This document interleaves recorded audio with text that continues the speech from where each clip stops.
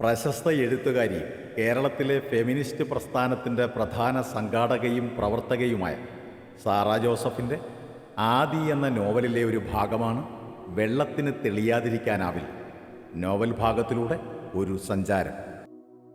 3 ദിവസമായി നൂർ മുഹമ്മദ് ഒരു പെൺകുട്ടിയെ ശ്രദ്ധിക്കുന്നു. തുടർച്ചയായി അവളെ വെള്ളത്തിനരികിൽ കണ്ടെത്തി. കുളക്കരയിൽ, തോടിൻ്റെ വക്കത്ത്, അല്ലെങ്കിൽ കായൽക്കരയിൽ വെറുതെ അങ്ങനെ നിൽക്കുന്നതായിട്ടാണ് കണ്ടത്. വെള്ളത്തിലേക്ക് ഉറ്റുനോക്കി നിൽക്കുന്നു എന്നതൊഴിച്ചാൽ അവൾ പരിസരം അറിയുന്നുണ്ടായിരുന്നില്ല. അവൾ എന്തെങ്കിലും ചെയ്യുകയാണോ എന്ന് അയാൾ ശ്രദ്ധിച്ചു. അലക്കാനോ കുളിക്കാനോ കക്കവാരാനോ ഒരുങ്ങുകയാണോ?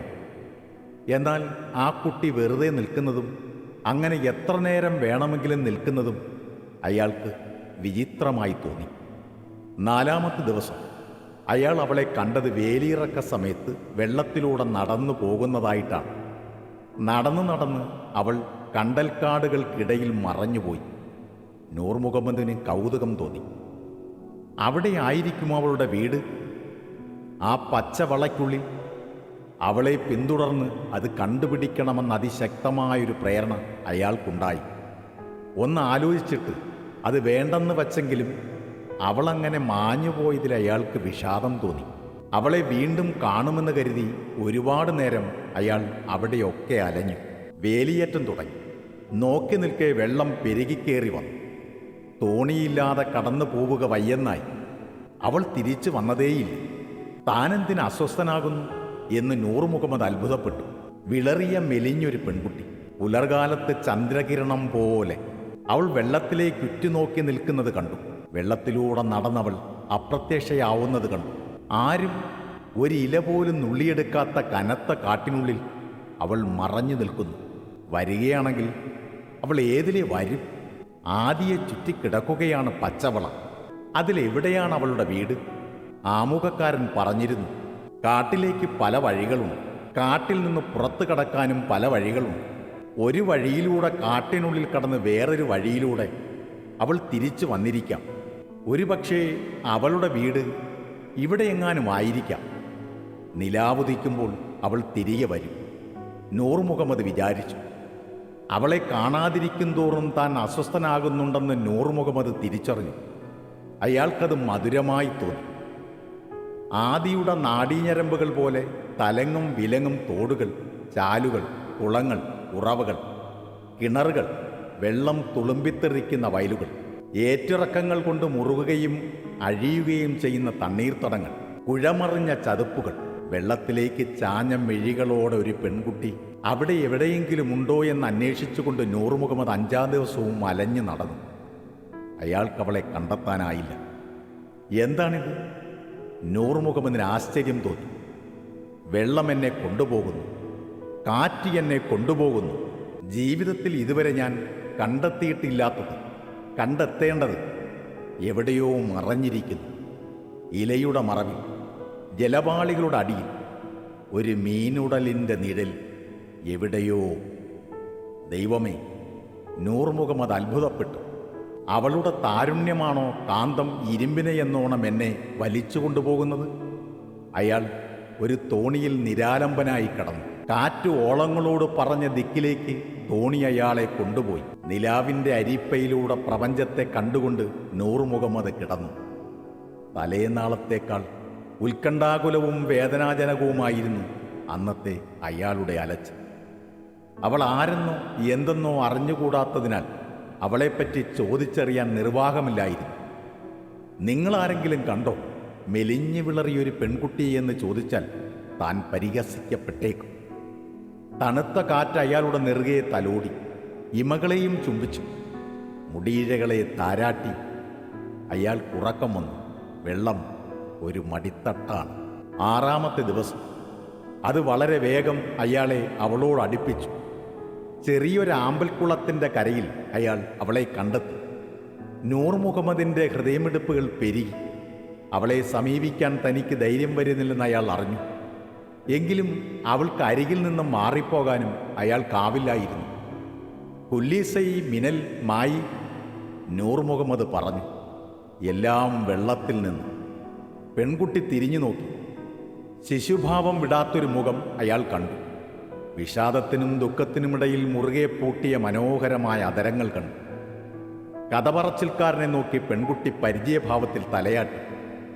നൂർ മുഹമ്മദിന് അവളുടെ അടുത്തേക്ക് ചെല്ലാൻ ധൈര്യം കിട്ടി. ഇവിടെ ഒറ്റയ്ക്ക് എന്തു ചെയ്യുന്നു?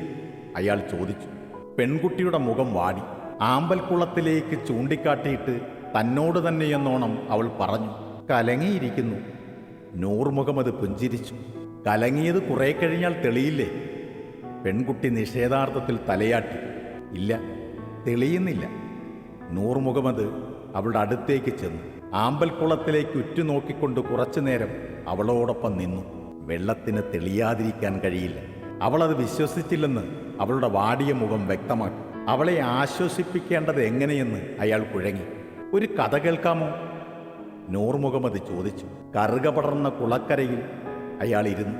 വെള്ളത്തിലേക്ക് ചാഞ്ഞ മിഴികളോടെ പെൺകുട്ടി കഥ കേൾക്കാൻ തുടങ്ങി. ബുദ്ധന്റെ കഥയാണ്.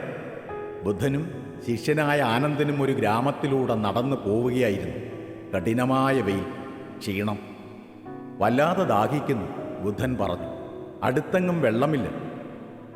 നമ്മൾ പിന്നിട്ട വഴിയിൽ മനോഹരമായൊരു അരുവിയുണ്ടായിരുന്നു. എന്ത് തെളിഞ്ഞ വെള്ളം! 2 നാഴിക തിരിച്ചു നടക്കണം. നീ പോയി ആ ഭിക്ഷാപാത്രം നിറയെ വെള്ളമെടുത്തുകൊണ്ടുവരൂ. ഞാൻ ഈ മരത്തണലിൽ ഇരിക്കാം, ബുദ്ധൻ പറഞ്ഞു. ആനന്ദൻ ഉടൻ തന്നെ പുറപ്പെട്ടു. അയാൾ അരുവിക്കടുത്തെത്തിയപ്പോൾ നിരനിരയായി കുറേ കാളവണ്ടികൾ അരുവി മുറിച്ച് കടന്നു പോകുന്നത് കണ്ടു. ചക്രങ്ങളും കാളകളുടെ കുളമ്പുകളും അരുവിയുടെ അടിയിലെ ചളി മുഴുവനും ഇളക്കി മറിച്ചുകൊണ്ടിരുന്നു. വെള്ളം കൊഴുത്ത ചളിയായി മാറി. പകുതി ചീഞ്ഞ ഇലകളും അടിയിൽ നിന്നും പൊന്തി വന്നു. ആനന്ദൻ വെള്ളമെടുത്തില്ല. ദാഹിച്ച് കാത്തിരിക്കുന്ന ബുദ്ധനോട് അയാൾ പറഞ്ഞു, അരുവിയിലെ വെള്ളമാകെ കലങ്ങി മറിഞ്ഞിരിക്കുന്നു. കുറേ കാളവണ്ടികൾ വെള്ളം കലക്കി ചളിയാക്കി. ചീഞ്ഞ ഇലകളും അഴുക്കും കൊണ്ടത് കുടിക്കാൻ കൊള്ളില്ലാത്തതായി. കുറച്ചുകൂടി നടന്നാൽ വലിയൊരു നദിയുണ്ടത്രേ. ഞാൻ അവിടെ പോയി വെള്ളം കൊണ്ടുവരാം. പക്ഷേ ബുദ്ധൻ പറഞ്ഞു, നീ തിരിച്ചു പോകണം. സ്ഫടികം പോലെ പരിശുദ്ധമായ വെള്ളം ആ അരുവിയിൽ ഞാൻ കണ്ടതാണ്. ഇനി ചെല്ലുമ്പോഴും അത് തെളിഞ്ഞിട്ടില്ലെങ്കിൽ തെളിയുന്നതുവരെ അതിൻ്റെ കരയിൽ കാത്തിരിക്കുക. ആനന്ദൻ തിരിച്ചു നടന്നു. ആ വെള്ളമോ അതിനി സ്ഫടികം പോലെ ആവുമെന്ന് എനിക്ക് തോന്നുന്നില്ല. അയാൾ പിറുപിറുത്തു. 2 നാഴിക തിരിച്ചു നടന്ന് ആനന്ദൻ അരുവിക്കരയിലെത്തി. അപ്പോഴേക്കും ചളി അടിയിൽ ഊറുകയും ചീഞ്ഞ ഇലകൾ താഴുകയും ചെയ്ത് വെള്ളം ഒരുവിധം തെളിഞ്ഞിരുന്നു. എന്നാലും അത് കുടിക്കാൻ പറ്റുന്ന വിധത്തിലായിരുന്നില്ല. ആനന്ദൻ അരുവിക്കരയിൽ കാത്തിരുന്നു, വെള്ളം തെളിയുന്നതുവരെ. വെള്ളം തെളിയുക തന്നെ ചെയ്തു. പെൺകുട്ടിയുടെ മൃദുലമായ തേങ്ങലുകൾ കേട്ട് നൂർ മുഹമ്മദ് കഥ പറച്ചിൽ നിർത്തി. ഈ വെള്ളവും അങ്ങനെയായിരുന്നു. എത്ര കലങ്ങിയാലും തെളിഞ്ഞു വരുമായിരുന്നു. പോത്തുകൾ കുത്തിമറിഞ്ഞാലും ഞാൻ കുളിക്കാനെത്തുമ്പോഴേക്കും കണ്ണാടി പോലെ തെളിഞ്ഞ് ആകാശത്തെയും മേഘങ്ങളെയും പ്രതിഫലിപ്പിച്ച് കിടക്കുമായിരുന്നു. ദുർബലമായ തണ്ടിൽ നിവർന്നു നിൽക്കാൻ പാടുപെടുന്ന മുഖം താഴ്ത്തിപ്പിടിച്ച് 2 ആമ്പൽപ്പൂക്കളിലേക്ക് നോക്കി നൂർ മുഹമ്മദ് നെടുവീർപ്പിട്ടു. കഥയുടെ ബാക്കി കൂടി കേൾക്കാമോ? അയാൾ ചോദിച്ചു. പെൺകുട്ടി സമ്മതഭാവത്തിൽ തലയാട്ടി. കണ്ണു തുടയ്ക്കൂ, നൂർ മുഹമ്മദ് വാത്സല്യത്തോടെ പറഞ്ഞു. അയാളുടെ ശബ്ദത്തിൻ്റെ മാർദ്ദവം അവളെ അഗാധമായി സ്പർശിച്ചു. വിളറിയ വിരലുകൾ കൊണ്ട് കണ്ണീർ തുടച്ചു കളയുകയും ചെറുതായി പുഞ്ചിരിക്കുകയും ചെയ്തു അവൾ. ആനന്ദൻ വെള്ളവുമായി ബുദ്ധന്റെ അടുത്തെത്തി. അയാൾ സന്തുഷ്ടനായിരുന്നു. എന്നോട് ക്ഷമിക്കണേ, അയാൾ ബുദ്ധനോട് പറഞ്ഞു. എന്നെ 2 തവണ നടത്തിച്ചതിൽ എനിക്ക് താങ്കളോട് ദേഷ്യമുണ്ടായിരുന്നു. താങ്കൾ കഠിനകൃതനാണെന്ന് ഞാൻ ചിന്തിച്ചു. എനിക്ക് ദേഷ്യവും സങ്കടവും ഉണ്ടായിരുന്നു. അത്രയും നടക്കാൻ എനിക്കൊട്ടും ഇഷ്ടമുണ്ടായിരുന്നില്ല. എൻ്റെ മനസ്സ് കലങ്ങി മറിഞ്ഞു. പക്ഷേ അരുവി തെളിഞ്ഞു വരുന്നതുവരെ ഒന്നും ചെയ്യാനില്ലാതെ കാത്തിരുന്നപ്പോൾ പതുക്കെ ദേഷ്യവും സങ്കടവും ഇഷ്ടക്കേടുകളും എല്ലാം ചളി ഊറിക്കോടും പോലെയും ചീഞ്ഞ ഇലകൾ താണുപോകും പോലെയും താഴേക്കടിയുന്നതും മനസ്സ് തെളിഞ്ഞു വരുന്നതും ഞാൻ അനുഭവിച്ചു. പെൺകുട്ടി കഥ പറച്ചിലുകാരൻ്റെ മുഖത്തേക്ക് ഉറ്റുനോക്കി. അത്ഭുതകരമായതെന്തോ അയാളുടെ മുഖത്തുണ്ട് എന്ന പോലെ ഇമയാട്ടാതെ അനേക നേരം. എന്താ ഇങ്ങനെ നോക്കുന്നേ? നൂർ മുഹമ്മദ് ചോദിച്ചു. സത്യത്തിൽ അയാളും അവളെ ഉറ്റു നോക്കുകയായിരുന്നല്ലോ.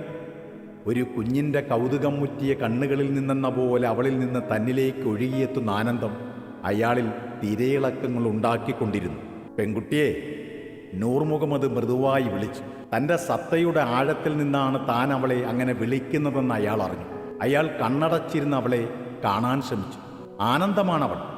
ഇലകളിൽ പെയ്യുന്ന മഴത്തുള്ളികൾ പോലെ വിഷാദഭരിതമായ ലോകത്തെക്കുറിച്ചുള്ള അന്വേഷണത്തിൻ്റെ വഴിയും ജീവനുമാണവൾ.